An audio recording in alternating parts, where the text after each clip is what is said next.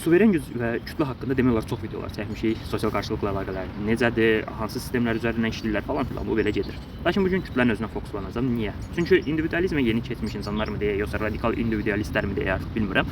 Çox zaman düşünürlər ki, kütlədəki insanlar düşünmür, kütlə qeyri-rasionaldır falan filan kimi arqumentlər var. Lakin mən əksini düşünürəm ki, özüm bir individualist sayıla bilərəm. Yəni az çox özümü elə görə bilərəm. Nəysə,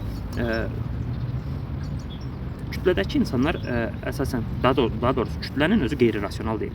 Kütlənin bir rasionallığı var, məqsəd yönlüdür kütlə. Kütlə nə etməyə çalışır? Əksəriyyətə çatmağa çalışır. Əksəriyyətə çatdığı zaman nə olacaq? Kütlə əksəriyyətə çatdığı zaman özünü cəmiyyət olma illüziyası yaradır bir növ. Yəni özünə deyir ki, mən cəmiyyətəm.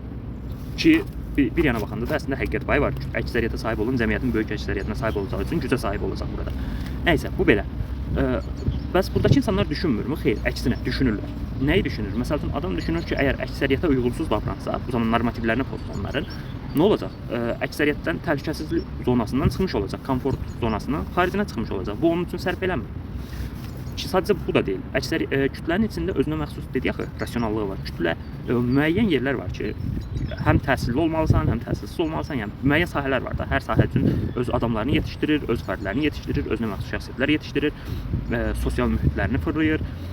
Yəni sən kütləyə qeyri-rasional deyə bilməzsən bu şəraitdə. Kütlə olduqca rasionaldır. Kütlədəki insanlar olduqca düşünən insanlardır. Kütlə daxilində yaşayıb da inanılmaz fikirləri olan insanlar da var. Yəni kütlələr sırf qeyri-rasional düşünməyən canlılar deyirlər. Yəni canlı deməkdə içindəki insanlar düşünməyən varlıqlar deyirlər. Əksinə, ən az bizim qədər düşünürlər onlar da. Ki individualizmə gəldikdə isə individualizmin özündə belə bəzən düşünməyən insanlar olur.